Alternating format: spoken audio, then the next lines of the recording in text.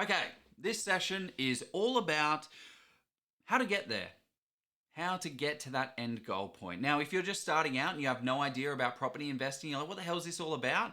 This is a really good session for you. In fact, if you have a property portfolio and have just been going out there and spending your money and buying properties, and maybe you've had a bit of a success doing so, this session's for you because it's all about where we are right now and where we're looking to go and charting the path to get yourself there and looking at it. Like one of the sessions that we talk about in here is what does $1 million mean? Because what $1 million means to Shehan, our guest, is completely different, I imagine, to what it means for you. It's more of a mindset and then practicality. Once we've got $1 million, what do we actually do with it? How do we use it? How do we convert it into cash? Hey everyone, my name's Joe Tucker and I'm from Oz Property Investors. I work with Jeff Miles and we created the largest property investment community in Australia called Oz Property Investors, and we've got 70,000 members, which is awesome. Each week we interview top property experts, and tonight we have Shehan, and he is a legend in the property development space. He has built his property portfolio. He started doing his first deal that made $7,000. Now he's doing deals that make $300,000, $400,000, $500,000. So there is lessons to be learned in this session. So let's jump on in.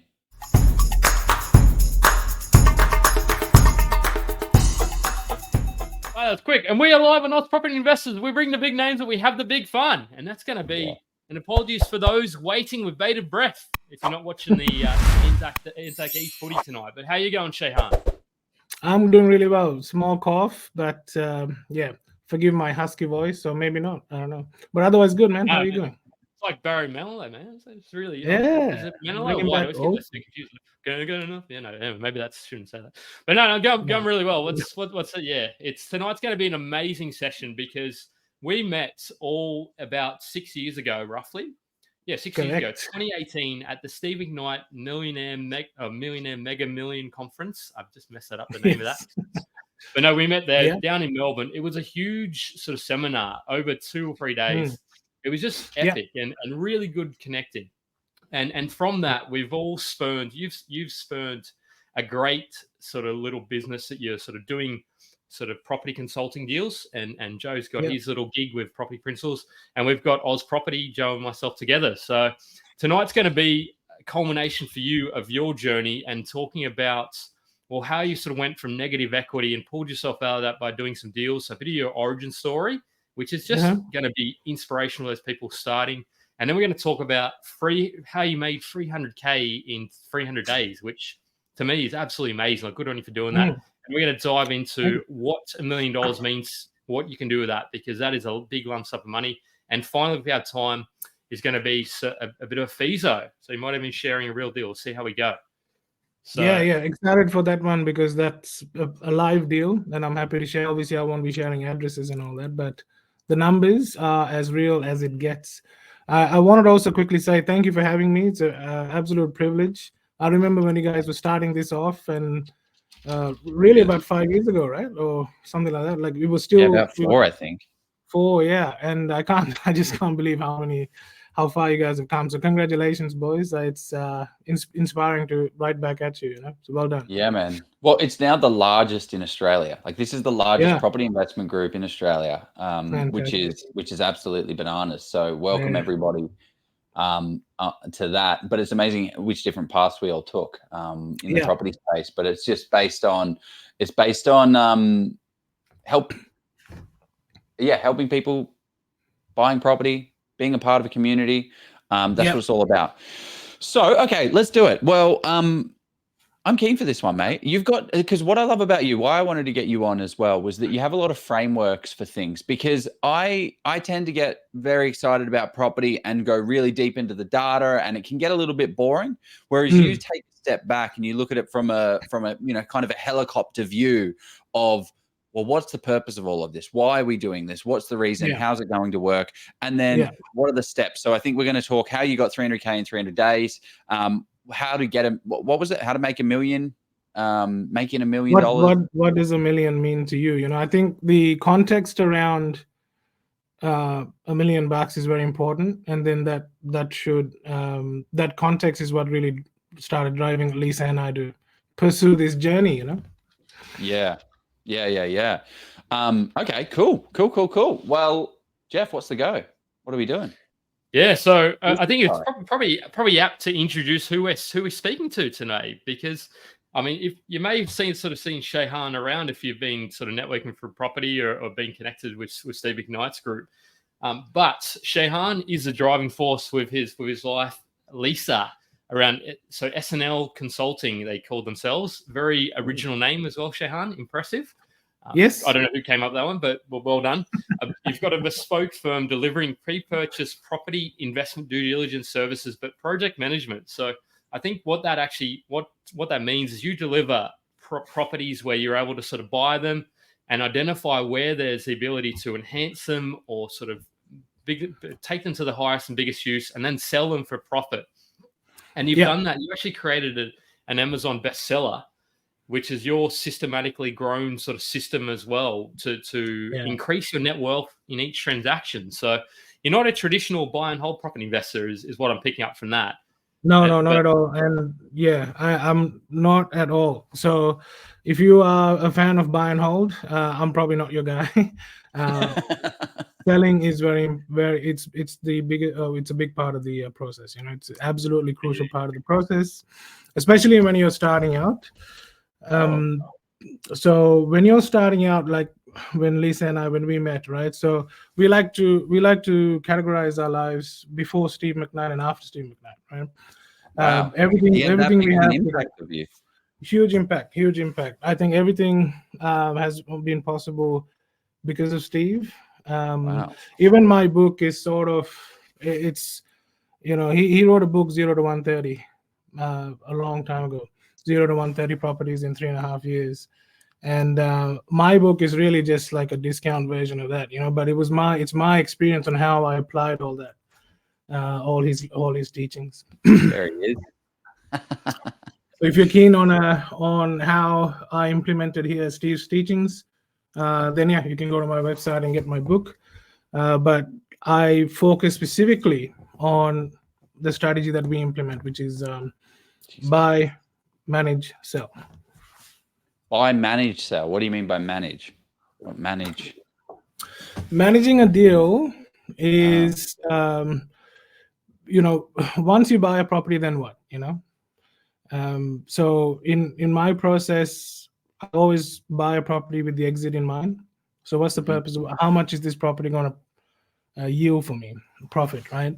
And then it's my job as the investor to effectively manage that property to deliver that goal or that outcome. So I think Steve calls it the outcome approach, right? A lot of people use the asset approach, which is they'll buy a property and then they'll accept whatever that property delivers. Whereas with me, I have an outcome in mind, and then I go and look for the property that's going to deliver that outcome. And so the management part of that is extremely important. Yeah. And I guess because this is the beauty of property, right? This is why I love property investing, is because it can all work. All these different strategies that we have from different people from different spheres, they all work in their own way. It's just you have to figure out what is the path that you want to take, and then head down that path full throttle and make it happen. The buy and hold is great for people that not looking to make property as their career. They don't want to be an active investor. However, if you are an active investor, there is so much more of a different world that you're opened up to be able to make some real changes. So can you take us back from your property portfolio? What was life pre Steve McKnight, and how did you get into this property game, and what does that all kind of look like? All right, so pre Steve McKnight, Lisa and I were in a corporate job, right? So finance. So we were both in finance, and we were both in leadership positions. So we were each making good money, middle class money, and we had 2 young children. So how old was Braden? Was probably 10, and then he was 11. I was very busy. We would commute from Clyde North, which is southeast Melbourne, southeast Victoria, all the way into the city every day, and before school care, after school care, homework, swimming, whatever, right? So it was extremely busy, and by the time we came home, they're really, you just knackered, right? And there's nothing really, nothing much more you can do. But we decided one day in 2017, I just woke up one day and I said to Lisa, you know what, I want more. This is not enough. It's a great life, and I thank God. Like I'm a very strong Christian, but I'm really grateful for the life. But I just know that there was a spirit stirring in me, just saying there's something more, and maybe you should aim for more. So I said to Lisa, just believe in me, trust me, and we'll go. And to her credit, she backed me 100%. And it's funny, in 2017 we were celebrating Christmas in Brisbane with my brother, and he'd gifted me Steve's book. I never heard of Steve McKnight before, never considered investing in property as the way to create wealth, none of that, right? So, and just no context, like I knew people invested in property. Everyone's in the property game in Australia, right? But I couldn't even afford my home, let alone then having to go and afford an investment property. And but before you got given the book, what you said to the missus, this needs to change. We need to change. We need to change. Yeah, we need to change. But then you didn't have a path at all. You just like, boom, this needs to change. And then all of a sudden a book drops into your hand. Yeah, seriously, it needs to change. And I prayed about it. And then boom, my brother just happened to buy it for me. And how amazing is that, right? And I'll tell you what, guys, another little tip. I actually write my goals now in a journal. And I review, and I can't understate the power of writing stuff down, right? So I have a few of these, but if I showed you my goals in December, what I wrote for 2024 until June this year, 80% of it is achieved already. What was your number one goal? What was your number one goal for 2024 then? And have you achieved that? It was an income goal. Yeah, we achieved the finance goal. Nice. Was the number one goal. Yeah. So I had it to June, but we hit it in April. Yeah, and then you got all the other fun stuff, travel and kid. And Braden's got his dead ball this year, so getting him a snazzy suit, and there's just so many things going on in life, And why do you do that? Why do you write them all down? Why do you bother doing that? I fundamentally believe you write down your goals and you just make it plain. And it's just been something that's happened now conclusively for the last 6 years at least, that I can think of when I started taking that seriously. Annually? Do you do it annually or monthly or quarterly? No, I do it. We try to review it every quarter. Yeah. So every quarter at least we will either tick off or add or take off, Yeah. Okay. Yeah. Cool. Unreal. I used to do, Joe. Writing. Sorry, before I forgot. Writing in the journal should be a daily activity. Yeah, that's what I was writing your goals in the journal. Or just writing your how your day went. Did it take you closer or further from your goal? Do you guys just go on and change? This is my little. It's funny that we say this. Like, this is my little. Every single day, I tick off what I achieved for the day, and then you're like, "Wow, I had such a shit day today," and then you're like, oh, wait, actually, what have I achieved? And you're like, actually, that's a pretty good thing. Oh, that's a pretty good thing. That's a pretty good thing. That's a pretty good thing.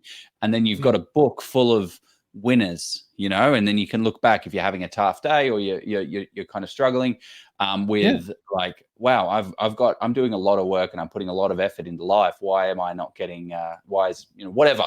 And you've got some wins under your belt. I love that. Yeah. That's funny. Absolutely. So okay, cool. So you got this book. You looked at it. What happened there? At it. All right. So Christmas. Then we drove back because we drove up. So we're driving back to Melbourne on after New Year's. I write about the story in my book as well. But I was rummaging around the back. Lisa was taking her turn driving. I was rummaging around the back for snacks and everything, and I realized I've finished all the snacks. And I saw the book under like all the bags of snacks and everything. So I picked it up while Lisa was driving, and I read it before we got to Melbourne. And that made me sick. Reading but it just ignited something in me. I can't even explain it to you effectively, right? Like it's just it opened up a world of possibilities, I guess, is what it did, because something that existed didn't exist to me before that. So when I read it, all of a sudden, all right, this is what I got to do, and that pathway was just illuminated for me, like the yellow brick road. Love it. Okay, cool. So you started going to Steve McKnight conferences, building up. Did you buy property? So before? How'd you get into unfortunately for property me, investing? 2018, Steve was 2017, Steve was still in the US. I don't know if you remember, he moved his family up to Florida for a while. Then so I spent a good few months going to everybody else's seminars, and it just wasn't hitting the mark. I think 0130 set such a clear foundation for me that I knew Steve was the only one who would be able to deliver that in-depth teaching for me. So anyway, as I was at the end of my wits, he sent an email saying he's coming back to Australia and launching his program and everything. So yeah, signed up in 2018 and to the Property Apprentice. Oh, I did. Yeah, actually, we all did. We all signed up for We the all same did. thing. Yeah. I remember asking Joe Tucker for like answers on some of the assessments. Do you remember? I remember every morning waking up an hour early before work to complete an assessment, because otherwise you can't get this stuff done. Like, I used to work full time. Well, now my full time is a part-time job, but full time in a corporate job. And every morning I'd wake up an hour early, do an hour's worth of work, and then you would crack on through it. But I think there's value in dedicating the time. I think and that's kind of what I wanted to hear from you. Like, is we have this thing called, what does $1 million mean to you? And you've got a bit of a framework for that. I'd like to touch on a bit more of your story about that as well. But before we do that, we got to jump into our first sponsor, and then we'll come cracking on in. Awesome. There's nothing worse than going into a situation unprepared, especially when that situation is purchasing one of the most expensive assets of your life against a trained property expert in the form of a real estate agent. It's a scary thought, but it is a skill that can be taught. Do you want to learn how to become fully prepared when buying a property so you can get out there, buy your dream home or investment property without the fear of actually messing it up? Scott Agate, the founder and expert property negotiator at Hello House, has been helping people buy their properties by stepping in and negotiating with the agents and saving his clients tens of thousands, and in some cases hundreds of thousands of dollars. Scott has now decided to share all that he's learned over the past 28 years in real estate so you can go out there and do the exact same thing on how to find a property, analyze that property, negotiate on that property, and transact on it to get the best results. He's created the Get Buyer Ready course, which is a step-by-step guide on how you too can become an expert property negotiator. It's the easy way of how you can avoid all of these agent games and get the best purchase price on that dream home or your investment property. The course is in short bites for busy people with no fluff at all. Just all the information you need to get buyer ready and secure that next property with confidence at the best price. Scott has been kind enough to give our community a massive discount with the link below. Sign up today before you even think about putting an offer on that next property, and it will be one of the best decisions you ever make. And we are back. Yeah. Before we go into that, what you do with $1 million, I want to understand, how did the first kind of property, what did the first property look like? Like, how did you go from, because you were negative equity, how did you crawl yourself out of that process? And what are some of the frameworks and tactics that were tools that you used, Shehan? Because I think that's going to be. So before I get into that, man, that ad, Joe, did you do the voiceover for that? Because your voice, oh my God, it's just soothing. Excellent. I got to better with everything. Well, I'll take that. I'll take it. I did do the. Great service, because you can't do property part time, so you need all the help you can get. So yeah, with my story, I was negative. Lisa and I were spending like drunken sailors, so we were earning good money, but we were spending it before we made it, right? And fundamentally, that's the issue I see in Australia with a lot of people. Australia does not have an earning problem; it has a spending problem, and we fixed that problem first, right? So, and it was very, very hard. So Steve's new book, Money Magnet, talks about this. Make make, manage, and multiply. But he also talked about it back in the day. But this one, he sort of sets out the framework very clearly. So you asked me for the framework. That was the framework. The first step was to we're making, right? So we're making good money, income from jobs that we didn't necessarily love, but we loved working with the people that we worked with, right? So we were very comfortable. But when we made the money, we weren't managing it effectively. Right. So we had, or at least I had, credit cards, personal loans, car loans.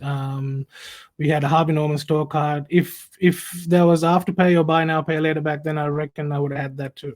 Right. So we had this keeping up with the Joneses mentality. And fast track to today, I do not have no debt at all.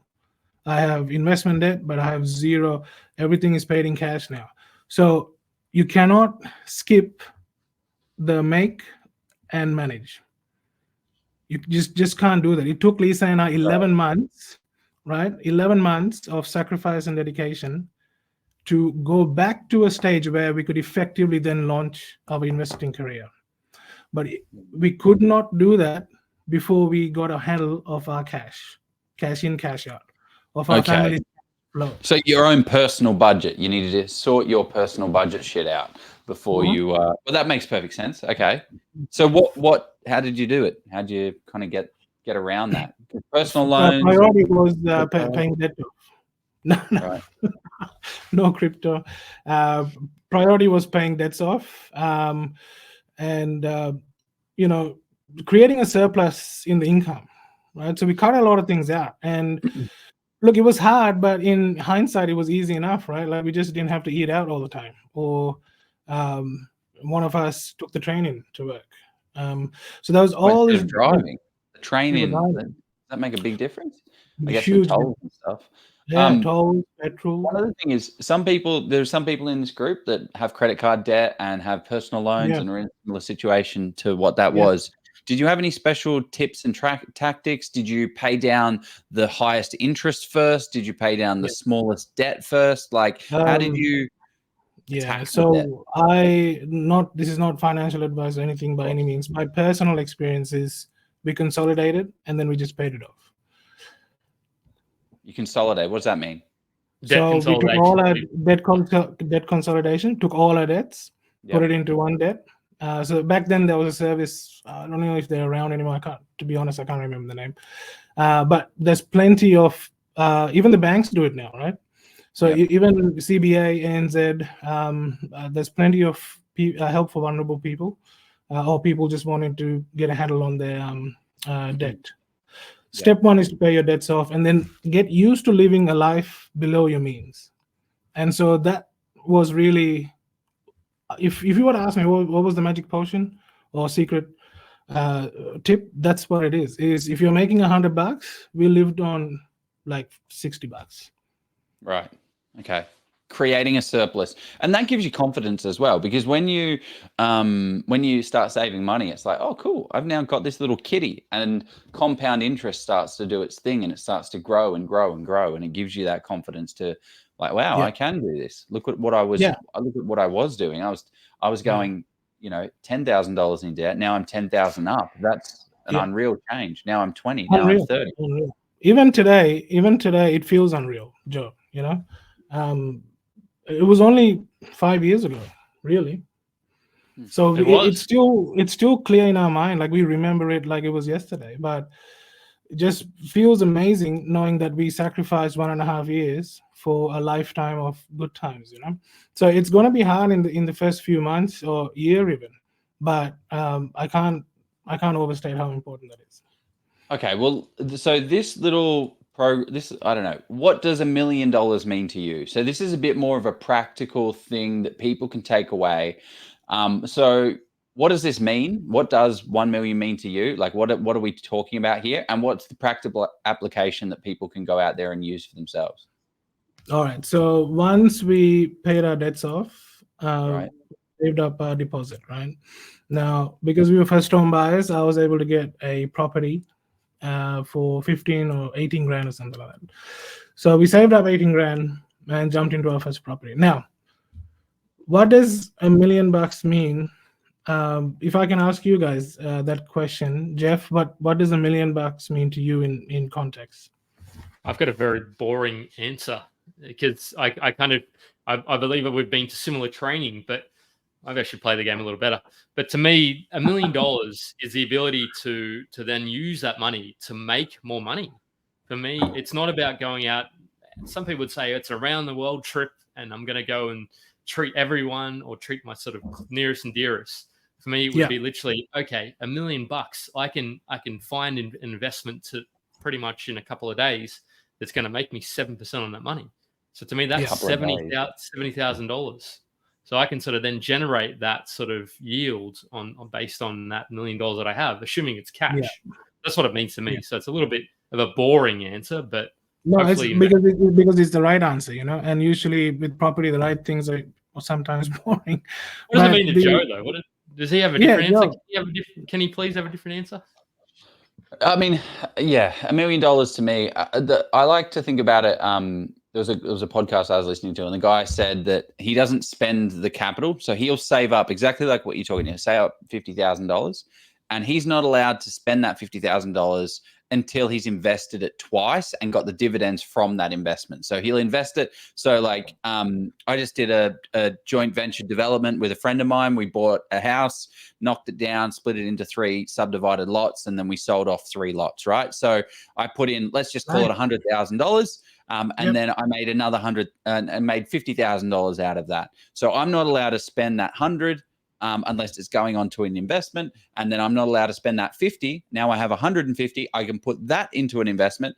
And then only when I do that next deal is when I can spend a part of that on like fun stuff to do cool stuff with. And by that time, I've doubled my money. So I've got 100 in, and then I got 150, and then now I have 200,000, and now I can spend the fun stuff. Right now, it's all about just asset accumulation to build it up to a point. And this is where I think I see a lot of people going wrong when they go too deep into cash flow focused assets that aren't going to yield any capital. They're not going to yield the capital growth. They might give them an extra $20, $30 a week, but they're not going to give them the equity and the growth that they need, because at 25, you don't need cash flow. At 30, you don't need cash flow. At 40, 50, you don't really need cash flow. You've got a job. Things are going fine. You need to be building an equity base. So $1 million to me is just goes into the investment fund. And then only when you've spent it 3 times can you get your money back and start playing with it. And then it's absolutely fun. I think the even for us, before we had the proper context, $1 million was just purchasing power, right? Spending power. However, $1 million now is time and financial independence, right? So the whole reason we were so driven and to bats out of the gate was because we knew we had to take that 15 or 18K, we had to turn that into $1 million in order to make 100,000 a year or 80,000 a year, right? So that's what $1 million means to me, and that's what I even when I do deals and JVs with people. That's what I help them achieve, is to achieve that first $1 million. So you've got a couple of slides here. What are these about? So what does $1 million mean to you? I encourage, if everyone can play along, and maybe if you've got a second screen or use your phone or whatever, go into money. I think go into the next slide, please, Joe. Next slide, please. Yeah, moneysmart.gov.au, right? Now, just go into the homepage maybe. Keep talking.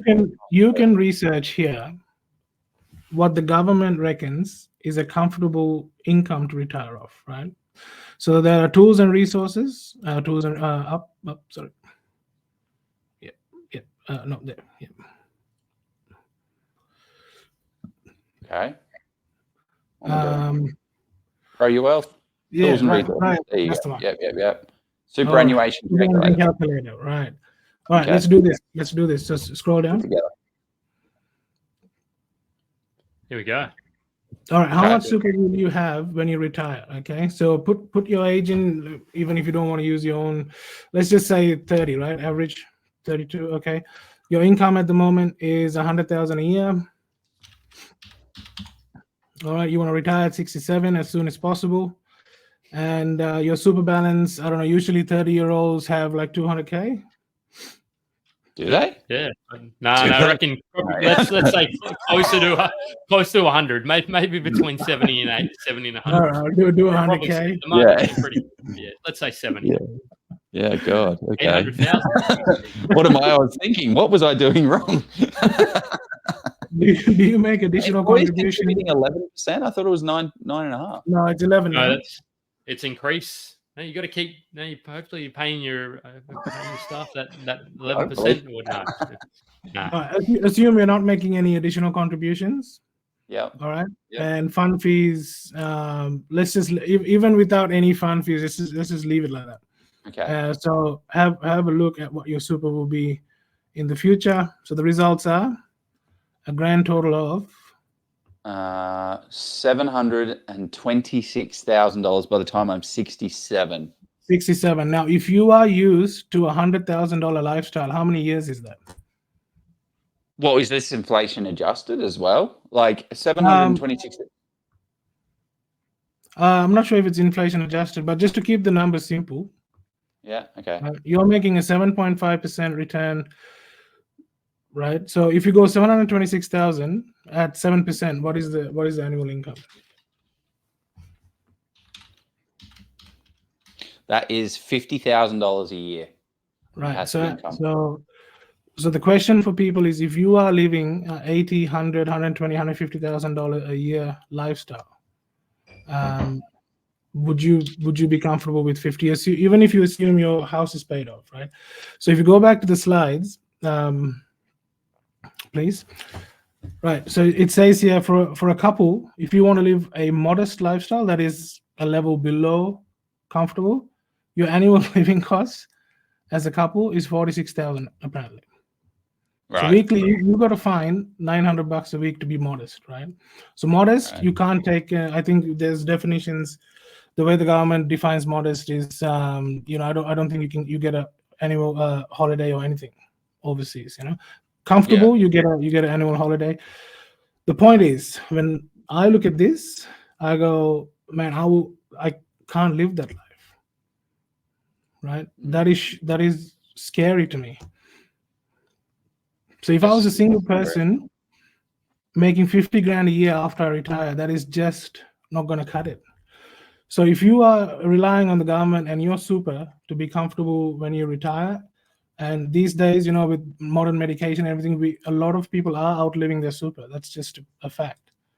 So you need to take control of your own finances. That's why I'm independently of super making developing my capital, creating more capital so that I can invest it in high yielding assets for income.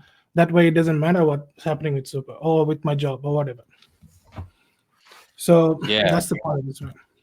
What I actually want to do, because you're touching on some really good points here, and what I want to take it back to is escaping the rat race. Like I think we'll need to sort of look at, what are the steps you took? What are the sort of deals that you did? What are the things?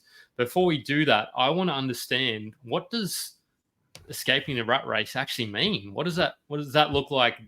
That looks like you being able to take those overseas trips. Like, why was that so important to you, Shehan? Oh, it's there's many layers to that answer, Look, I'm only 38, so relatively young. I know I look older. It's because I have a fantastic beard. I'm joking. It's just my attempt at humor. But anyway, so escaping the rat race to me was there's a difference between financial independence and financial being financially secure, right? I wanted to make enough money independently, so my own generating my own income outside of a job. Now, the job that I had, look, it was a great job, great company, but I knew at some level that I just wasn't happy there, right? And I wasn't satisfied. I wasn't being challenged enough. And also, I didn't want to keep climbing the corporate ladder. I was there for 13 years, but 7 years in, I had already sort of climbed the corporate ladder. And when I looked up, I'm like, oh, I don't want to do this anymore, you know? So after the 7th year, I kept knocking back invitations to take on more leadership roles at higher levels, because I knew the more I'd climb the ladder and the more I'd make, the more I have to replace income property-wise, investing-wise, in order to be comfortable, right? So the rat race to me was just being able to make the same amount of money that I would make in 12 months in my corporate gig. Right now, I make it in two months. Right? There you go. How do we do that? You've teased a little bit. I want to know what are the you ask it in a different way, Joe, because I think you want to ask something. I can see. No, I just find these numbers for superannuation so interesting. Like, you're meant to have $700,000 by the time you retire at 67. Yeah. You work your entire life, and you're meant to have only $700,000. I imagine that's excluding your PPOR. That's not going to do jack for you. Exactly. I was looking at some statistics before. They're saying that people are currently retiring with $200,000. Exclusive of their PPOR. $200,000. How are people meant to live? The thing is, like, the baby boomer generation, I feel like has been has had a good run, and they've had a lot of capital growth. They have had a lot of and obviously they had the hard times. This is not a go at you baby boomers that have lived through the best times in years. 18% interest rates. Sorry, go on. Yeah, and but I don't see the government helping us out as much as like they can't afford to be able to run these pensions, and there's not enough money in super. This is why the super contribution went from 9.5% to 11%, right? 11, yeah. Like, so what do you reckon when dollars that employers staff people can't afford? Because it's I did a rough calculation. In 15 years, just to keep up with a really good lifestyle, they'll have to increase the contribution to close to 50% because of the mismanagement of super funds, right? And inflation and all those other risks as well. So it's 11. It was 9%. Now it's 11. I think liberty to me is I should be able to go and stuff up my own life my own way, right? So I don't know why the government stepped in to force people to. I reckon there's more credibility if the government would invest in financial education, right? I looked at the stats, Joe. You can also maybe Google it, but financial literacy in Australia, year on year, it is a ridiculous decline. It is precipitous. How every year less and less people are less and less educated in like things that I'm talking about today, that Steve talks about. This should be all very basic level financial literacy. But not even Lisa and I had that at 30. So can we just run the calculation? Because I feel like we kind of skipped over it a little bit. So what does $1 million mean to you? How do we make $1 million mean something to us? How do you think and frame $1 million? What are the calculations? What does that look like? Or am I jumping ahead of another part of it? No, I think it's a good segue. So cutting straight to the chase, right? Lisa and I turned off 18K. In 3 years. With one deal, we turned it into 100K. Okay. Profit, right? Now that is this the 300K? Is this how you made 300K in 300 days? Well, yes and no. Yes. Well, it was the basis for that.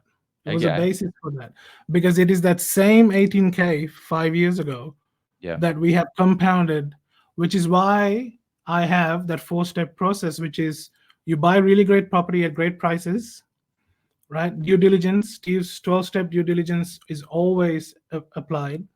You manage that property effectively, and then you sell it. Because once you sell it, you go again, and that's how you make your $1 million, people. When you have your capital, and a lot of us have limited capital, right? There's no 50, 60, 80 grand dropping in every now and again just to go and add into something so that it'll compound on its own. You have to manage the compounding nature of it yourself. You need to manage the compounding factor of it yourself. That is why selling is always included in my strategies. So that 100K, so in between we did a few renovations, profited from that as well. So we keep adding to that capital pool. and we just keep reinvesting that, reinvesting and reinvesting, and then that 18K turns into $1 million, and then we deploy that into a high yielding income asset, and then we're financially secure. We make 100K whether we work or not, right? And then once you achieve that stage, you can keep going. You can keep making more capital if you so wish. If you so wish. Okay. So what do the numbers look like? Like, how do you mathematically think about this? Because the way I like to think about it is like, what does $1 million mean to you? Well, $1 million to me means 8%. Well, let's just say 7% net, right? So if you have 7%, if I just got given $1 million, yeah, times that by 7%, that gives me $70,000 of net income. Correct. So for me, is 70 exactly like what you're talking about here, where is $70,000? That's a comfortable life. So if you have $1 million by the time you're 67, you can have a comfortable life if you get annual returns of 7% compounding, and you're not dipping into the capital. This is not you're not dipping into the capital. It's not advice. $1 million, not saying it's basically it's very, very start to say that none of this is financial. Actually, I'm going to do that. We're going to create a thing that says this is not financial advice, and then we're never going to say it again because I'm sick of saying this is not financial advice. I do not have an AFSL, etc. Do what you want, but mathematically speaking, if you have $1 million at 1 million pesos, 1 million cryptos. Rupees, at 7%, that gives you 7. Okay, so if we have 2 million, so does that mean we need $2 million, right? So what is $2 million times 7%? That's $140,000. You can't do that. Yeah, I could have done the math, but that's what calculators are made for. I don't want to take away from a calculator. But the beauty of that is I now have a goal. I now have a shining beacon of light of what my ultimate goal is. I need to have $2 million. So the next question is, so that sounds like that's what you set for yourself. You set a ambitious goal, be it 2 million, be it 5 million. I don't care what the number is. Whatever the million, exactly. Whatever you. Yeah, it's personal to you. Yeah. And that goal is what gets us excited. If you have that goal, and if this is resonating with people and it's finally sort of clicking for you, then you will see how just inherently excited you are, because now everything starts to make a little bit more sense. Why would I buy something? Why would I ask Joe Tucker to find me X type property? Because now I know that type property is, I can afford it, right? Yep. I can put my capital into purchasing it. I can renovate, subdivide, develop, whatever, but I'll be selling it. And then I'll ask Joe to get the next one. So I can then step by step make my way to my capital base.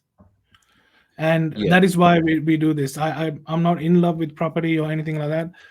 The whole reason is because in Australia, right, and just given how we are tracking at the moment with population and immigration and supply, just basic supply and demand in Australia right now, this is probably the best asset class, in my personal opinion, to get to your first million very quicker than a different way. Now, it won't happen overnight, right? This is not get rich quick scheme, but it doesn't have to take you 15, 20 years either.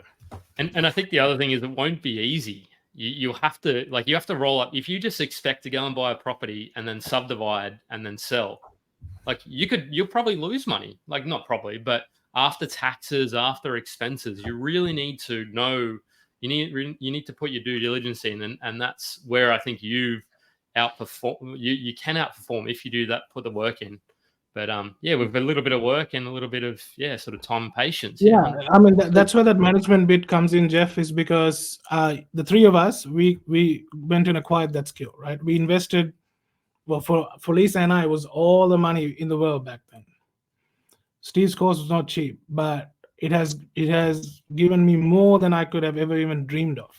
So if there's somebody who can teach you how and give you those skills, then it's worth the effort if you're really serious about creating or building wealth with property. Yeah. What do people think about this? How's everybody feeling about this conversation? Who's watching? Like the viewership has grown. It's not dropping. Like people are tuning in and they're pretty engaged. So, what would you like to see more of in this conversation? What I want to see more of really is I want to hear more about the deals. Like, how do you identify these deals that make me that $1 million? Because great, like I love hearing about it, but how do I do it, Shehan? What do I need to do? And to answer one viewer's question, Tiffany or Tiff, she says, "Is Shehan a flipper?" Yes, pretty much exclusively. Like, how many properties have you sort of held along the journey? Oh, I mean, have you held many properties on the journey, or have you flipped most of them? No, I've flipped every single one of them. Yeah. How do you feel about some of that money? Do you look back at the ones you sold and think, you know what, that one that I sold, well, you couldn't have held it anyway? Like, how do you feel about those ones? Do you think you should have held some and no regrets? No regret. Let me tell you about the first one that we that the $100,000 we turned the 18K into 100,000 in 7 years, right?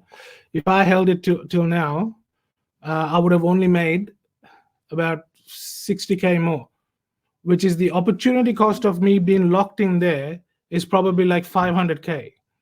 Is that after interest and all that anyway as well? All of that, yeah. Holding costs, all of that, interest, you know. So people have to realize opportunity cost. And also the concept of diminishing returns, right? There is a period of time where the growth is at its peak.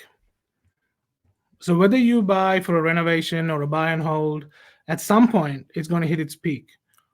If you hold on to it longer than its peak, then your returns are diminishing, and that's where you need to keep an eye on managing it effectively. What do you mean? What does that mean?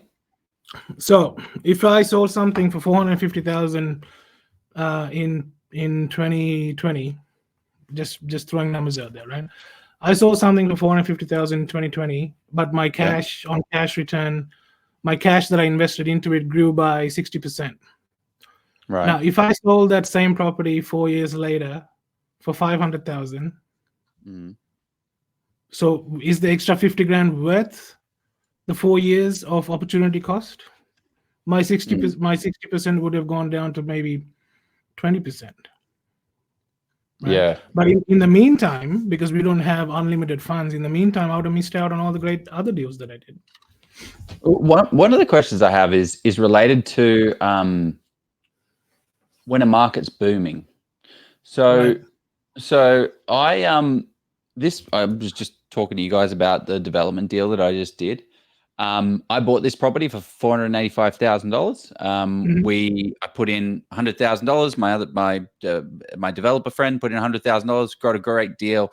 Amazing. Go Joe. Go team. Go develop it. Do your flip. Do your thing.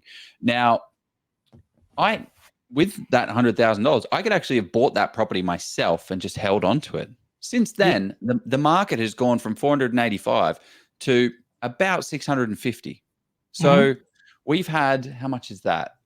So 485,000 and then 650. That is a 34% growth and $165,000 worth of equity. So when I did the subdivision, we are then splitting it. Let's just say we're making $100,000 in the deal. So we get $50,000 each. Right. So in actual fact, I would have been better of holding, because the market boomed so much. I'm actually better off holding the asset myself because it's cheaper to have a buy and hold than it is to do a flip. So I think it does come down. It does come down to This is a question from Scott. Because the comments are not working on Facebook. I don't know why. Anyway, it's fine. So somebody said, sounds like a short game, selling to make devaluing money, play the long game. What you make today will look tiny in 10 to 30 years time. So, but to Joe's point, like if the market's booming, like what about that sort of, how do you, and what's the end game? What is the number one assumption we're making in this context? Well, that you're always very selling. Good point. Very good point. No, well, so that you're always selling, but also that the market is going to grow. Is going to grow, yeah. So hindsight is 2020. Once you have context and a goal, then it doesn't matter what the market is doing. And by the way, with that comment, playing the long game, the opportunity cost is way too high. I have a goal and I have a timeline that I need to meet that goal in. Yeah. Right. Now, for some people, it's great to, if you can buy 3-4 properties on the same street and hold it for 20 years, while you're stuck in a job because it's going to be negatively geared. So you're going to have to pay the shortfall with some sort of income. So you got to tap into your income to pay that off. And so it's messy. It's very messy. Unless you have lots of cash, and then it doesn't matter what you do. If you got lots of cash, you already got all the money. You already got all the money. But that's a really good point. Is I know, because I'm very good at buying good locations that are going to grow, but I don't know if it's going to do 20% or if it's going to do 30% or if it's going to do 40%. I just buy in the best location at that point in time. And at that point in time, looking back, 100%, I should have held it. But at the time, looking at the numbers, looking at the stats, it was a great idea to development because I was going to get 100. We were going to get 100 grand out of this deal. 100. Well, it was going to 150 or something like that. Whatever the numbers were, and it's like, well, we can't go back in time, but that's guaranteed. That's the beauty of these subdivisions, these developments, these renovations. They are not guaranteed, but if you're doing it smartly and successfully, it's not waiting and hoping. It's just man. It's it really sort of irks me a little bit sometimes because just personally, I'm not at people, but because we sometimes have a gambling nature, right, with property. I think so. Exactly what you said, Joe. If you have a strategy in mind, you've done your numbers and you've done your due diligence, and you can manage it really well, then the outcome is guaranteed at some level. Whereas if you're going to buy something and hope that it's going to boom, to me, that's gambling. And I don't gamble. Good old buy and hope, you would say. Buy and hope, yeah. I don't think it's buy and hope. But the old, not the old, but the saying from Stevie is like, make the most amount of money in the least amount of time with the least amount of aggravation, least amount of risk and and least amount of aggravation. So it's kind of that, well, what deal is going to make me the most amount of money in the least amount of time with the least amount of risk and the least amount of aggravation. So if buy and hold is going to make, if you feel that's going to make you the most money with the least risk and the least aggravation, then that may be what deal you decide to take. But it then comes down to, well, how educated and how much time are you willing to put into something as well? Because you must have decided pretty quickly that you wanted to really dedicate yourself to this, I imagine. Yeah, because Steve's mantra is really about velocity of money, and Albert Einstein called compounding interest the ninth wonder of the world, right? So it works. It's worked for Lisa and I. It continues to work, and why would I change something that works? So when you have context and you set a goal, definitely it gets more exciting. So I want to put this kind of conversation, because I totally believe in what Shehan's talking about. He's not making stuff up. It's just basic math. So let's just say we have our cash flow goal is $126,000. So that means we need $1.8 million. So at a 7% return, $1.8 million gives us $126,000. Okay. So let's just say we go up to $2 million. That's $140,000 at a 7% return. Now, we're actually about to run our Steve Police ad talking about commercial property, where you can get 6 and 7% net yields, 8% net yields in commercial property. So, you can get more. But 7 to 8 is really good. It's really good, but you can get a little bit more as well. But I would be working off 7 and 8. So Joe, really good number. Yeah. So 7%, 8%. Now, what you're talking about here is, I'm Shehan. I'm going to run development deals, and I need to get to my ultimate goal of $2 million. So let's just say I'm running minimum $50,000. I'm looking at a deal, and I need a minimum of $50,000. How many deals do we need to get to our capital? Well, it's 50,000 divided by 2 million. Yep. That means we need to do 40 development deals of $50,000 to get to our $2 million. Yeah. And that means if you do that over 30 years, that means you need to do one $50,000 deal over 30 years. Now, if you bump that up and take it to an $80,000 development, which I think is where you kind of got onto your journey. You started with these smaller scale developments, renovations, and then you kept building and building. You're like, well, far out, Joe, getting doing a deal that gets me $50,000, I'm going to need 40 of them. Why don't I just get a little bit more knowledge, get a little bit more skill, and bump that up to $80,000? Now, all of a sudden, I only need to do 25 of those to get to my $22 million goal, which is going to give me my $140,000 cash flow. Right. Why don't I try and get $500,000 deal? Well, then you've hit your goals. Divide that by 4. I reckon you're going to get there pretty quickly. What about 300? What if you do $300,000? That'll Come be on, mate. 11.5. 7 of those. So you need to do 7 $300,000. Now that is a little bit ambitious, but I think if you're getting into developing and stuff like that, like $100,000 is not too crazy. So if you're running at a 20% net margin, like what's that? That's a $2 million development. So that's not a crazy thing. It's not. And something we must keep in mind, guys, is that you will start with a small number, but as your skill and experience increases, so does your return. Because as your skill increases, your risk appetite will also increase. And the more risk you take, the more return you make. So may make. So we certainly have gone through that. You know, our risk appetite was very small in the beginning because we didn't know what we were doing. So we were making really small returns, but now we're making quite high returns, you know. So it's not going to take 25, 15, 10 years, you know. It won't take. The power of this for me, so the power of this for me is that it's such a big number. Like if I have to do if I get $70,000 returns, I have to do 29 of them. It's like, shit, that's a lot. I need to get a wriggle on. I need to hurry up this game because there's nothing magic here. If you get an 8% return, great. You only need to do 20. You only need to do, well, it's based off the capital, so it doesn't matter. This calculation is not going to change based on that. But it's like, get a wriggle on. You need to hurry up and start making. You need to hurry up. You need to hurry. But you know what? The beautiful thing about this is not financial advice. Seek independent financial advice. We're not accountants. And but Joe, some of the people I'm working with, you know, they've done the buy and hold, and they've already got 400, 500, 600K. So they're 1 to 2 deals away from their goal. And for somebody starting, it also depends on how much capital you have to put in. So, if you've got enough capital to put in, it's going to reduce the amount of time that it'll take to achieve that goal.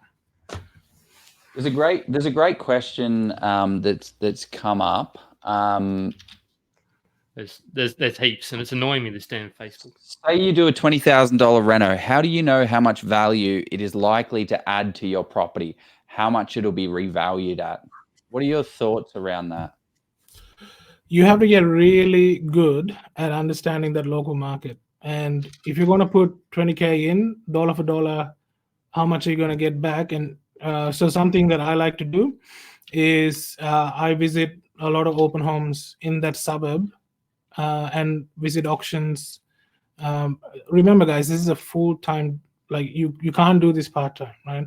So take the opportunity when you're doing market research or suburb research, speak to as many agents as possible. You need to spend the time. You need to be feet on the ground, pounding the pavement, as Steve says. Understand the local. Each street might be different. We did a deal in Geelong and we learned a good lesson because one street away, it was a very different market. So you would make 5K to 10K lower on a renovation than you would on the other side of the road, right? So all these little things. I bet I know this street. I think I do too. So you need to find people like Joe or to help you. You can't if you don't have the time. I love it. I want to go a little bit deeper into your story and learn a little bit more about some feasibilities and things like that of what kind of deals you're looking at now and how you're thinking about that. And then also anyone that has any questions, I hope this has been a quick, valuable session for you. But yeah, let's jump into our next sponsor post and then we'll dive straight in. Brilliant. The amazing thing with ladies and gentlemen, we have a special announcement from the master of commercial property investing, Steve Polisi. I love commercial property. Get ready to have your minds blown as Steve is back and he's got some pretty exciting news for us. Steve is unleashing his second sensational book upon the world. And get this, for the Oz Property Investors members out there, he's giving it away absolutely free. Yep, 100% free. Yep, 100% free for all property enthusiasts who want to learn and grow on their commercial property investing journey. But he's also added a little extra chili to make this deal even spicier. With this free book, you'll also receive a complimentary 1-hour strategy session with the man himself. Imagine a full 60 minutes with Steve's commercial and property genius dedicated to helping you master the intricate dance of commercial property investing. And who better to dance with? The man who looked better than Patrick Swayze in Dirty Dancing. I don't know about that. Want to grab this offer? It's super easy. If you're live right now, click the link in the comments and secure it today. If not, grab your device, open up the browser, head over to policeyproperty.com, look for the book page and grab your free copy of Steve's latest masterpiece. And when you're checking out, make sure to use the exclusive code OZPROP to secure the free book and also your free 1-hour strategy session. My only concern with this offer is that Steve's going to have to turn it off soon, as he can only do so many sessions. So if you want to secure your spot, do so today. Oh, nearly passed out there. Okay. I've lost Jeff. We've got Shehan. We're all right. We're all right here. Okay, mate. Well, I wanted to, So can you just talk me through? Like, we don't need to go into the story of it, but what did the first deal look like return-wise? What did the second deal look like return-wise? And how did that kind of grow and expand? And what did that look like?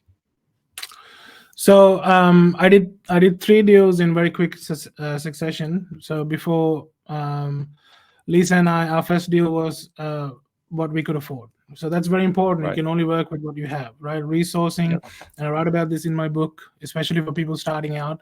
Like the person who asked about the 20K, I'm assuming you don't want to put it, either you don't have it or you don't want to put too much into your first deal because of whatever reason, right? So understanding resourcing and what you can afford to do at any given time is important. We put all our money into the first deal, which was the only thing we could afford with the government assistance of the stamp duty concession was a very small buy and hold, new build. So I bought land and a house and land package. But the research that went into that was about 3 to 4 months worth of research. And I didn't do anything but build a very cheap, very affordable, very nice, in a very premium estate. And that estate growing over time is what gave us the capital growth, right? So I only put in 15K or 18K. I keep saying 15. Put in 18K, and I took out 107 in 3 years. Now, in between that time, so that we sold it after 3 years, right? So in between that time, we did a couple of renovations and to the home you built. No, different in Geelong. Yep. Okay. So what did they look like? While we were building this and we moved in and everything, I was doing 2 other renovation deals. Now, when you're starting out, really what all I had to offer was my time. So I was looking for an investor to take a chance on me and to offer some cash so I can go and execute a deal. And there was a lady Should we talk about the components of the deal for those who've never heard of property flipping? Because I think it's just a quick summary. And Shehan, do you want to talk us through there's 4 components, I feel? Or how many components do you think? Yeah, I think there's just 4. Said 3, Jeff. Well, yeah, no, I didn't realize there's a 4th one. There's 2 wrapped up. Well, tell us, Jeff, what are the 3 or 4 components of a deal? Remind me. Yeah, so the 4 ones are, you got money, which is sort of something that you were sort of needed to build up. You had time, which you did have the time, and you had the experience, which you were sort of looking to build, and then there's what is the 4th one? The 4th one is the borrowing capacity normally, but I mean I suppose that's money, but you can actually have money but not have the borrowing capacity. So there's 4 components to a deal, but that's why I think there's 3 or 4. Yeah, serviceability. Yeah. That's right. That's the 4th component. Someone to do the deal, someone with the cash to do the deal, someone with the serviceability to do the deal. Great. So now mind you, the only thing I had going for me was that I completed Steve's course. I did not have real on-ground experience. So when you're starting off, and if you want to sort of do what I did, you're really relying on somebody to take a chance on you, right? So there was a lady in our group, gents, back in the day. Her name is Amy Coit. I hope she doesn't mind me saying her name. I didn't ask her permission. But she knew that we didn't do anything, but she took a chance on us. She gave us our first 20 grand to go and do a reno, right? 20 grand, wow. 20 grand. And there was all the money in the world back then. But that 20 grand has, that meant so much to us because we had nothing, right? We had no runs on the board. I was still building my new place. I JV'd with somebody who had borrowing capacity and cash as a joint venture. And then I had to borrow 20K from this lady to go and execute this deal. So that's how we started. It was a very humble beginnings, But like I said, once that context. So what was the deal though? Talk to the actual deal. You bought a $500,000 house and you turned it into a 600 or 650. Yeah. So no. We bought a 300 and it was 320,000. We renovated it for 20,000, and I think we only made like 6 or 7 grand or whatever in the first one. Okay. Yeah.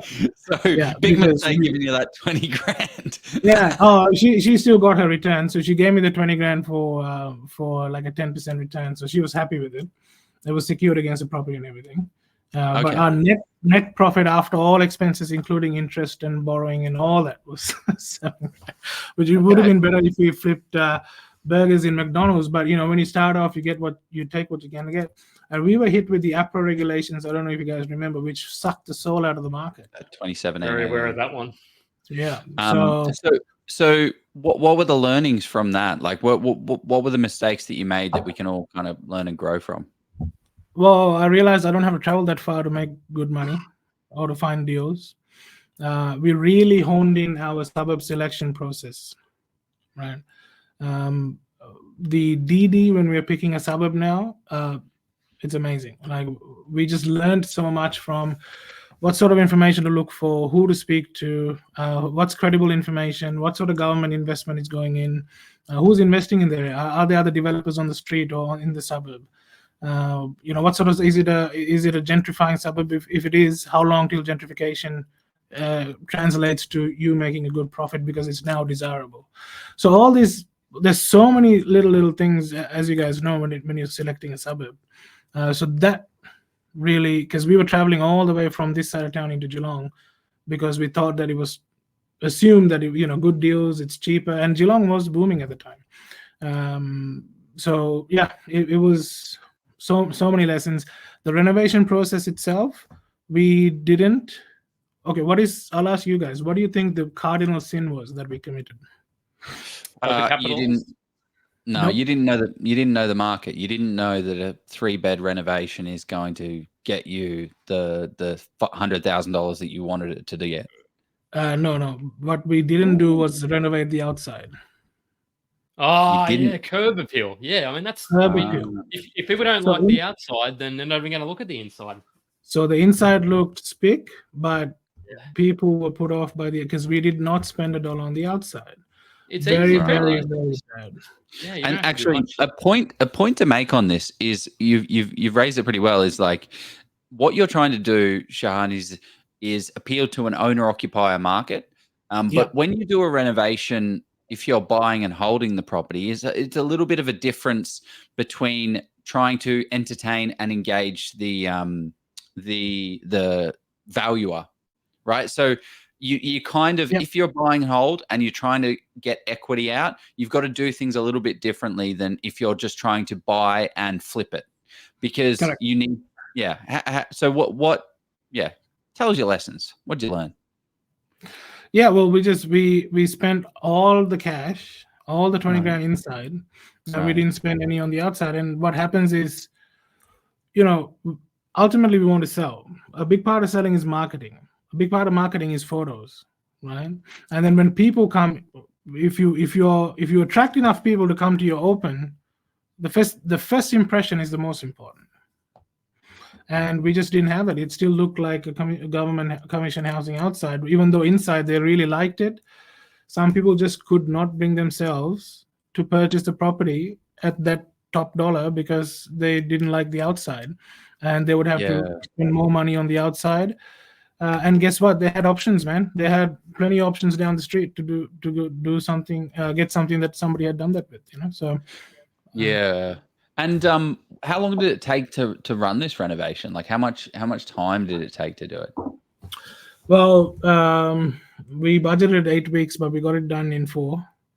And then it was on the market for a while as well. Yeah. How long was so yeah, managing the renovation was fine. Like we managed these guys. My JV partner and I were very, very involved in the hands-on with the management, supplies, choosing color schemes, Bunnings runs. So we did all that really, really well. So those are some of the things we did really well. Again, it's a lot of effort and a lot of time and a lot of yelling sometimes, depending on the builders as well and the tradies and all that, right? And sometimes tradies won't rock up, then 3 will rock up at the same time. So how you manage all this is very important as well. Well, one thing I think that's worth noticing is because you're like, oh, I only made $7,000, but you had a joint venture partner that gave you $20,000 that allowed you to do the deal, and you delivered on exactly what you promised to them. You said, I'm going to give you $20,000 at a 10% return, and then we'll finish the renovation, the deal as we, whenever we finish it, and you'll get a 10% return each and every month, compounded annually. And then you'll get it. So you didn't mess her over. You only messed yourself up, which I think is a really key point when it comes to joint venturing, is that you've delivered on the promise. You are the last person to get paid. But if you do a successful joint venture, if you do a successful renovation, you get paid a substantial amount of money because you're the one taking the risk. Because that person, if you do it, depending on how you structure the deal, that person has access to the property before you do. So it's not up to you it's up to you to get yourself a return, and you can just use their capital. So lady, Amy, you said her name was, she got exactly what she wanted, and was super happy for that because she didn't have the time or the knowledge to go out there and do these subdivision developments. Yeah, and things she wasn't a joint venture partner. She just acted as a money partner. It's also a separate thing. So my joint venture was with the gentleman that that purchased it, like we used to borrowing. Split $7,500. Yeah, we split $7,500. I mean, we were planning to go to Tokyo and all that, but anyway, it didn't happen. Fast forward. What was it? $7,000, and then $20,000, and then $50,000, and then $100,000. Like, what's the, like, how? Because you got hit a couple of times. Like, what did that look like? I've never lost money on a deal since then, and I would call $7,000 a small. I think was it 5 or 7? Anyway, something like that. And because for me the learnings were invaluable. But like I said, we would have got paid better money at McDonald's flipping burgers. But the other thing to remember is those lessons that we learned, I went and applied them again. So if you fast forward to the next deal, which is featured in Money Magnet, by the way. So Steve featured our next renovation deal in Money Magnet. We made a killing out of that. We only put in, I think in total we put in 100 or close to 200. It was under 200, and our profit was 305,000. Right. So this is the power of taking action. You did what? You put $100,000 in, and you tripled it. Tripled it. So you got a 300% return. What, in your second deal? So you went, oh shit!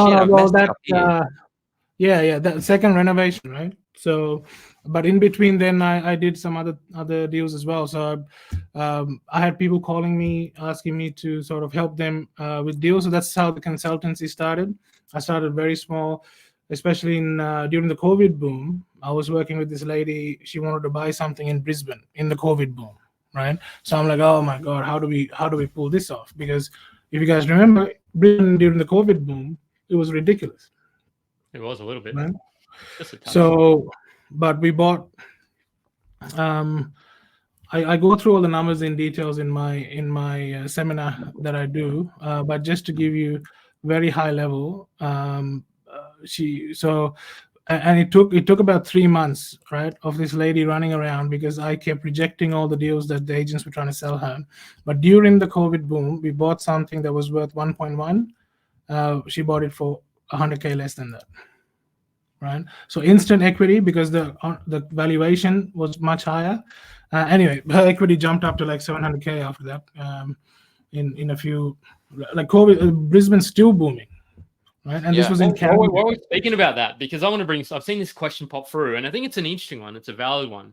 If you're buying in a growth suburb, how do you? Because like Brisbane is growing, has grown, or parts of Brisbane, not all of it, and it's growing different speeds. How do you calculate the opportunity cost of buying and holding for say a year or two versus selling for capital flip again? If in a decent growth suburb at 500K, like how do you look at that? Or what do you think about that? My initial thought about that is, again, a great question, by the way, because if that question was inspired by this talk, then I'm very, very happy, guys, because the concept of opportunity cost is a very, very important one as an investor, okay? If you're asking me how to calculate the opportunity cost of buying and holding for a year or two, just in the question, there's a bit of a revelation.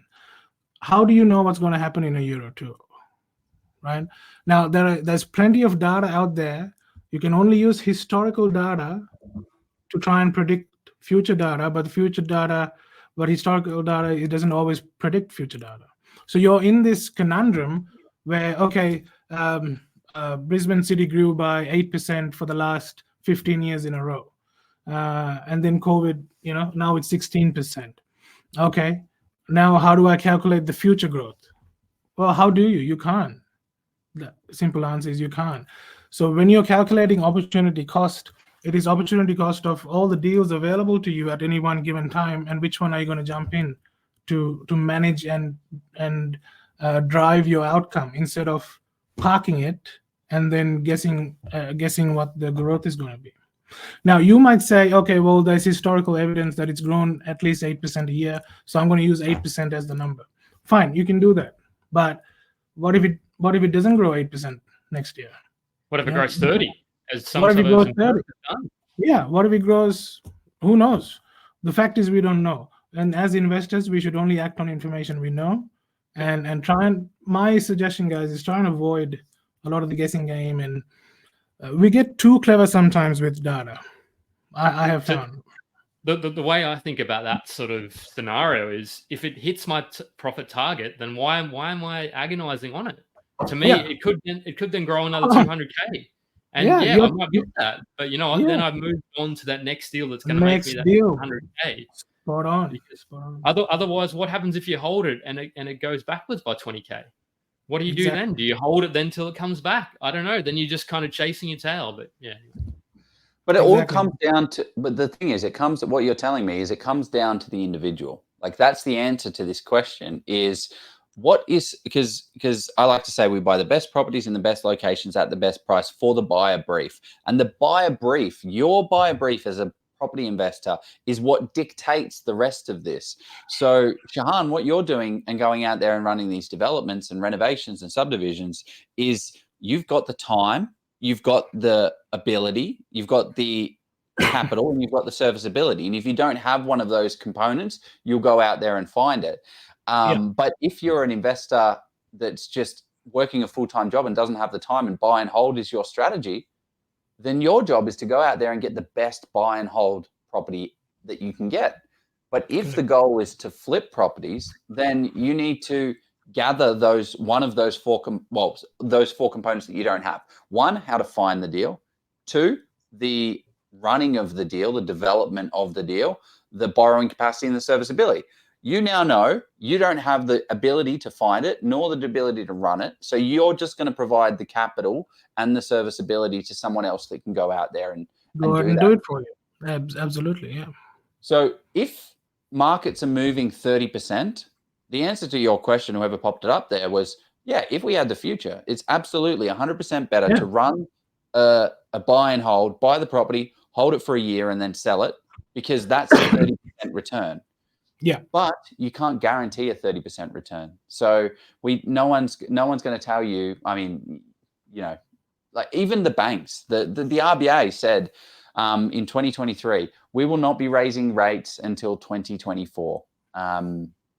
That didn't happen. I had 13, 3 months later, we had 13 consecutive rate rises. Yeah. So, I think it just comes down to a lot of what have you got at that point in time? Because, if I could go back 10 years, I'd just buy crypto. I wouldn't even worry about property because you would have been crypto ball. You would have sold it though, Joe, when it crashed below what you bought it for, though, probably because you're like, oh, this is dead. It would have, but maybe. The thing I love, maybe. But the thing I love though about you are right, Joe. It's about the individual because Hayden West, who he's not a fan of selling, he's convulsing at that people sell. But like Shehan, like that's his stick, that's his strategy. So so where do we sort of go? Yeah, I saw just on that point, and I don't know Hayden West at all, so not directed at him or whatever you just said, but you reminded me of a post I saw on your page where someone put a meme up on, hey, I've run out of borrowing capacity, give me more. Oliver Twist, please sir, can I have some more? What is the antidote? What is the only antidote to having more? And by the way, if you have maxed out your borrowing capacity and you still want more, then you don't have the right portfolio for you. It seems like there's a misalignment between your goals and the strategy that you've executed. If you want more, and that's probably because you haven't got to your goal, and the properties that you have are probably not even getting you close to your goal. So that's just my 2 cents on that. Love that. Okay, well let's start hitting some of these. Let's start hitting some of these questions because I think there's some good ones in there. So if anyone has any questions, throw them in.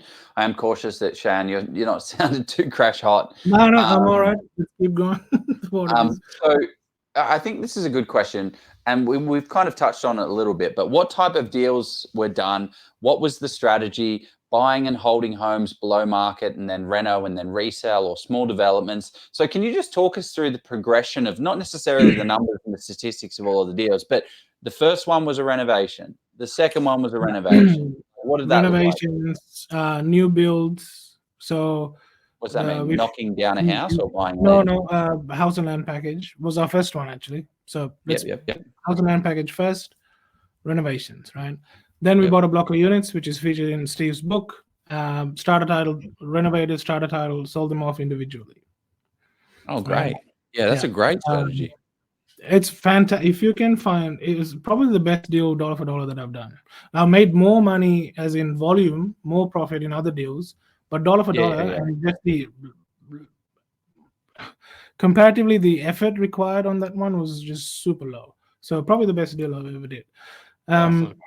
Subdivision developments. So 1 into 3. Actually, we renovated the front one, built 3 units in the back. What else did I do? Subdivision, acreage subdivisions, which I'm smashing them out at the moment because I've become a local area expert in a couple of 4 suburbs where I'm actually live there now as well because I want to be part of the community. I also assess people. Lisa and I do community assessments. We ask questions. We survey people to gather demand. Like that's the level that we go to. So we're doing acreage subdivisions right now, quite a few of them. Childcare, building a childcare at the moment. We're looking for a tenant at the moment. So yeah, those are the kind of deals that we're doing. And like I said, the progression from 100K profit or a 7K profit, in 7 years, you can see the different level of profit that you get. So it's not going to take you that long, especially if you're flipping regularly and at a profit. Yeah. So I guess it started with minimum return, just been getting into the market. And then have you got like a minimum that you would not get out of bed for a development deal now? Is it like minimum 50, minimum 100? Like, how do you think about that? So the best way to answer this question probably is to do the FISO on the property that I have put our offer in at the moment. So do you want to quickly share the slide of the last one before the last slide to show the property, and then we'll go through the FISO together. And the FISO spreadsheet that you sent me has literally $0 in every. All zeros, and yeah. Oh, we'll start here. Sorry. So go back. Yeah, sorry. Yeah, this one. Right. The velocity of money. One before. Actually, go one before that as well. This way. Yeah. No. Solve for X. Yeah. Okay. Now you asked me what I wouldn't get out of bed for. Right. Right. So if I'm going to put cash into a deal, and this is a real life example because I go through this with my clients. One of my clients has $650,000 he wants to invest, right? On top of that, he has a little bit of borrowing capacity as well. But I focus on the 650 that he has to invest. So if everyone playing along at home, if you solve for X, let's say his minimum return that he desired was 18% because he can get 5% at ING, just leaving the money in ING. And then in order to justify the risk and aggravation, he's like, I'll triple it 18%. I'm like, cool. So what sort of profit do I have to achieve for him with this next deal to justify his profit, to justify his 650 investment? So I think there's a slide with the answer on it. So I have to make a minimum $117,000 net profit for him to even consider doing a deal with me, right? So next slide, please. So the way we calculate this, no, this one, go back. Too far, too quick. Too quick, yeah. That's it. There's only two. Go back to cash on cash. Yeah, so the cash on cash return, so everyone can do this calculation at home. How you calculate the cash on cash return is your profit. And I don't know why, I think, because I use Canva, and when I use Canva and send it as a PowerPoint, it mucks up the formatting, guys, so I apologize. Okay. Do you want me to share? No, that's all right. Just give us the numbers. So the pre-tax cash flow, as in profit from the deal, divided by total cash invested. Right. Now, what are other ways we can measure success or measure the performance of our deals? Return on equity. What is the most common way? ROI. And how is ROI calculated? It's by the amount you invest over how much you make. Total income divided by total costs, right? So understand that I'm only using the cash invested in the deal divided by the profit derived divided by the total cash invested. So the limitations of cash on cash return is that it ignores borrowing, or it ignores leverage. Yeah, right? It ignores leverage, and it also ignores time as well. Yeah. But remember context. What is the purpose of this gentleman investing with me? To get more than his 5%. To turn his 650 into something more than 650, at least a minimum 18% more than 650, right? Yep. Right. So that's why I focus on cash on cash, right? So if you want to go to the feasibility, please, Joe. Can't go to the feasibility as $0 in every single cell. So let's open it up and let's fill it in together. Oh, we're doing it. Oh, it's live, baby. It's live. Ooh. God damn. Okay. All right. This is a real live deal that I've got going on, guys. So purchase price, I'm off. My max purchase price is $900,000. Okay. Right. So that should pre-fuel a lot of the, so closing cost 5.5, that includes stamp duty, government charges, and a little bit of legal fees. Holding costs, just based on my previous experiences. I've gone 8 months for 8% for 12 months on my interest. I can get 7.6, but I always try and break it first, right? Now, the existing dwelling on the home, I'm not going to retain it. I'm going to demo it. So there's no renovation costs and no rental income. I know that my plans, permits, and consultation fees are going to total $100,000. We're going to use very simple numbers, but trust me, it's not that too far removed from the real stuff. Okay. Construction costs, I made a deal with Metricon, and Metricon now build my homes here, up here. So if they're charging $750 to the market, they'll only charge me $550. So 550 times 2, please, Joe. So these are acreage. Remember, guys, these are acreage homes.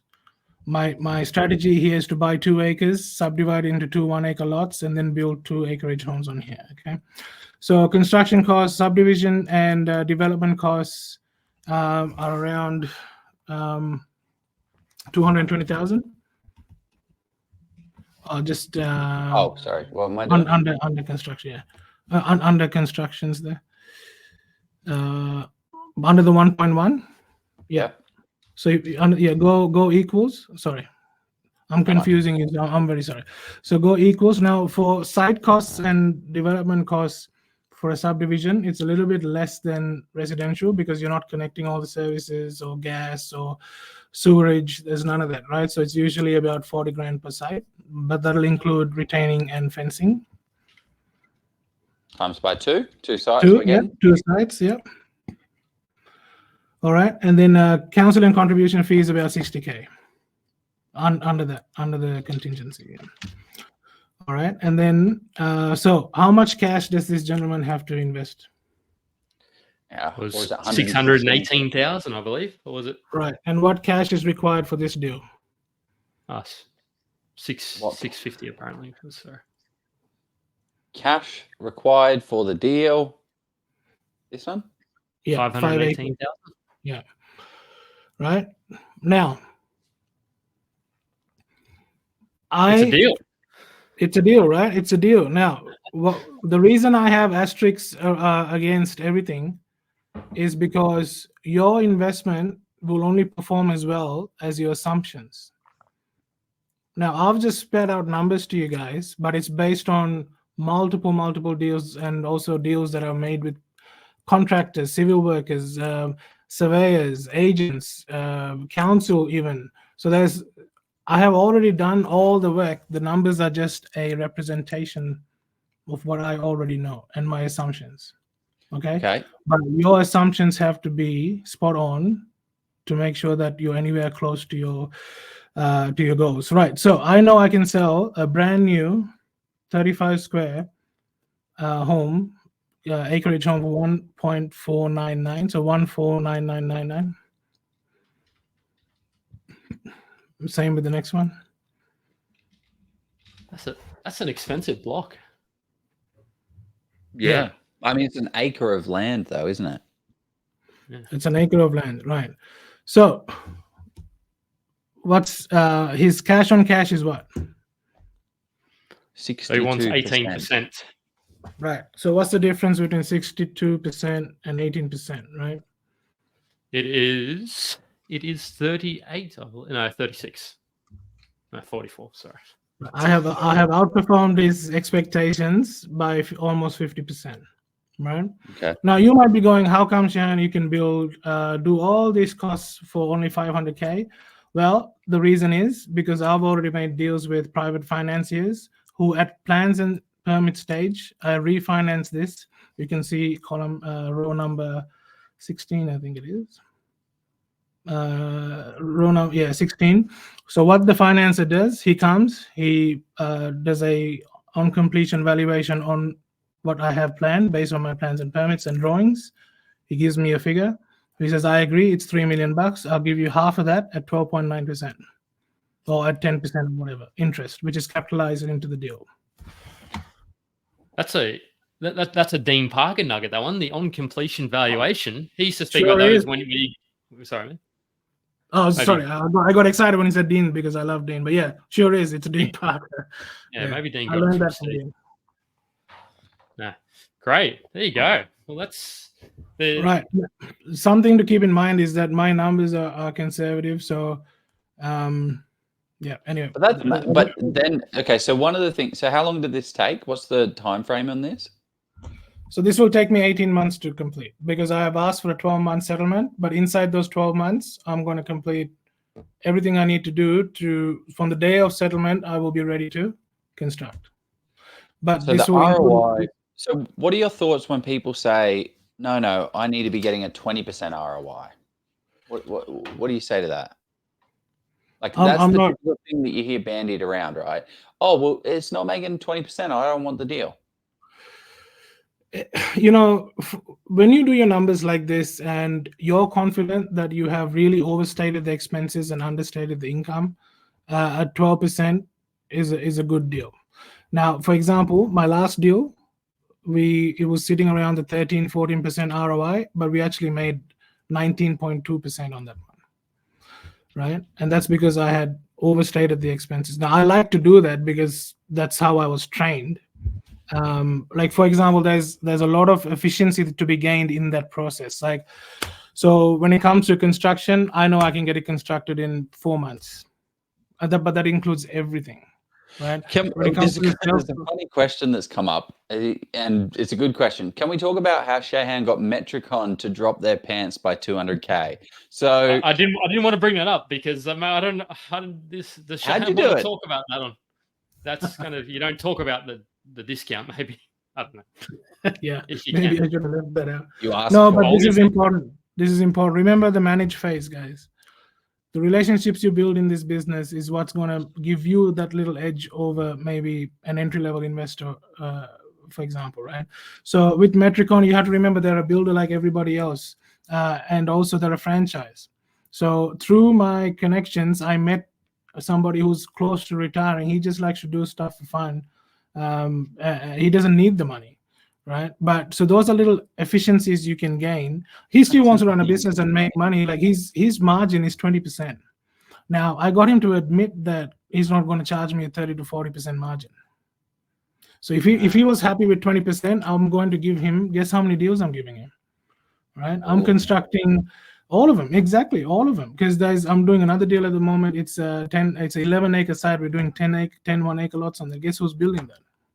So it's economies of scale as well. It's not here's 2 acres, Metricon, will you drop your pants by 200K? No, it's not going to work. There's things you have to manage, and that management side of it is what's really important. And he doesn't have to go that first home buyer who wants to change the curtains 35 times and say he knows exactly what he's building, and it's very unlikely it's going to change. You're an easy customer to deal with. Spot on. Yeah. In and out very quickly, and they make their 20% margin.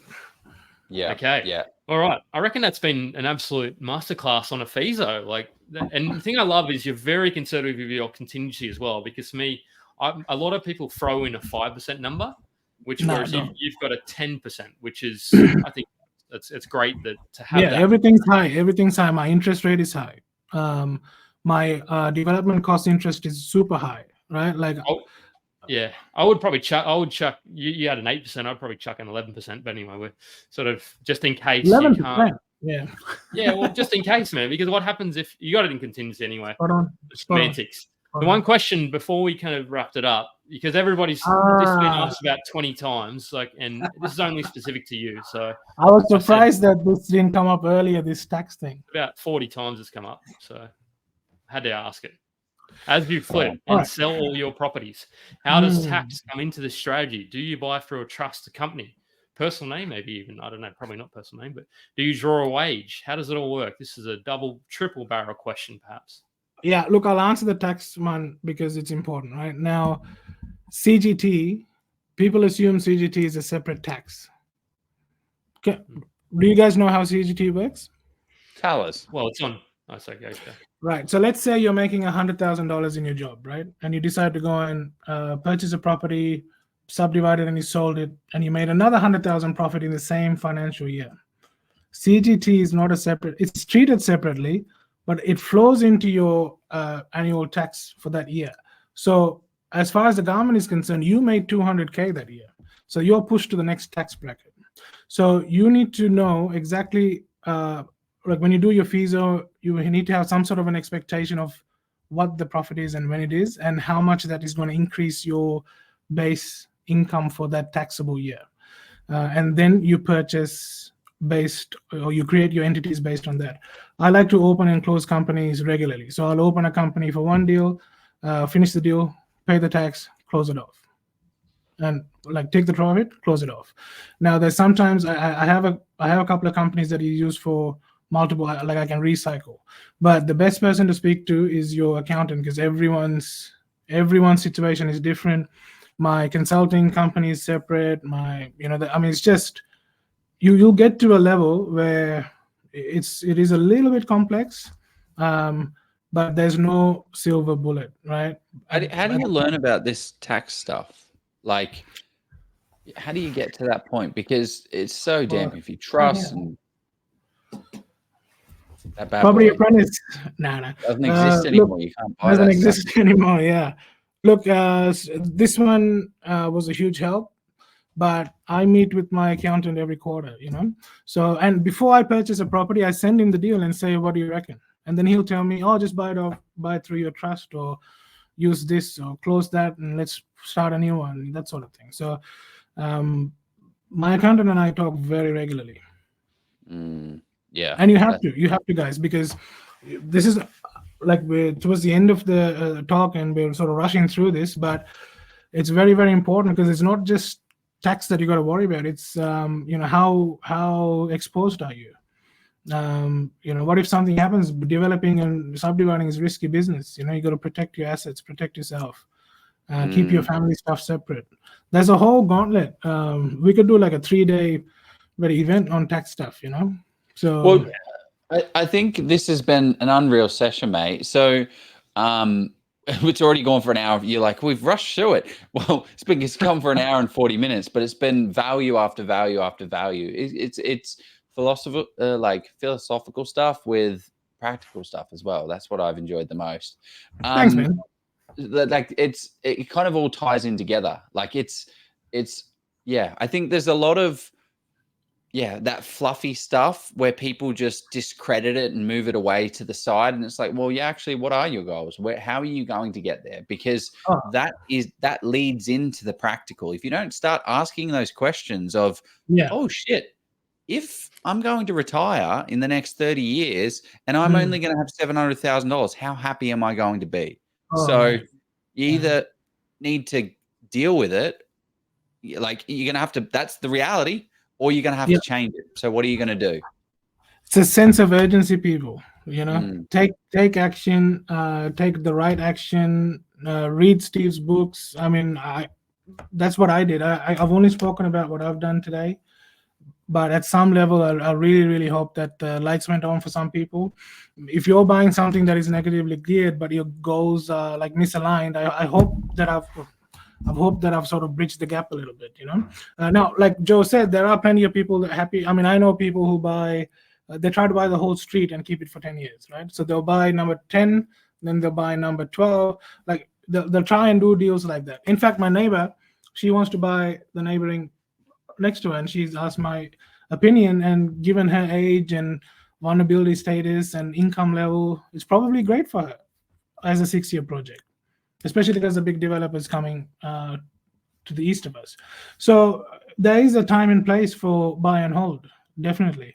But if your goal is to turn whatever capital you have now into $1 million in less than 10 years, then there's only one way to do it. Get on your bike, make it happen. Yeah.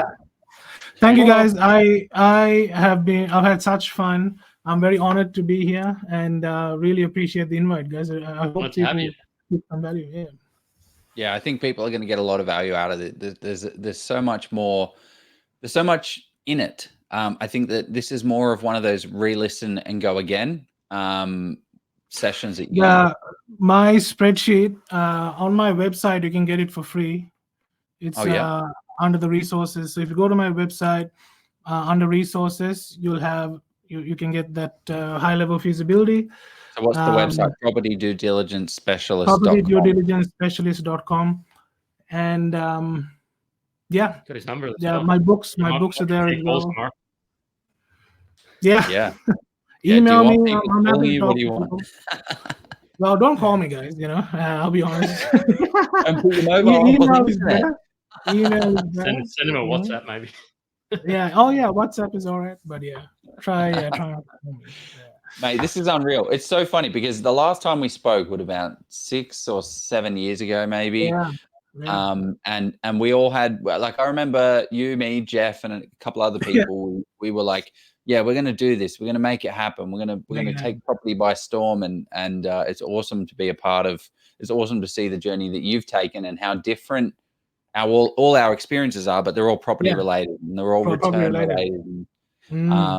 And that you've been able to make this into a success, man. So thank you very much for sharing that. People are all saying thank you as well, by the way. I'm very proud of you boys. And you know what, man? Our group from 2018, everyone's doing something. which is I'm so proud of our group. We used to call ourselves the PPPs, and I'm very proud of everyone. You know, people do, because it was a property protege something, right? Program. So yeah, program, yeah. So the PPPs, people are doing like rooming housing, developments, subdivisions. I mean, yeah, I love it, and yeah, it's great to see how far people have come. The key thing that I'm taking away from this is education of you said just a book about Steve McKnight is what got you to this, and a course that you did by somebody named Steve McKnight, and it's that's it. Get educated. That's it. Get educated by the right people. Go and get some rest. I really enjoy this, and thanks for the key message and learning. I'd say to people, whatever you're doing, take some action, people. As long as it's not nothing. If that action is nothing, then don't take that action, please. Yes. Okay. Let's bring us to a close, man. Go buy a property. See you guys later. Yeah.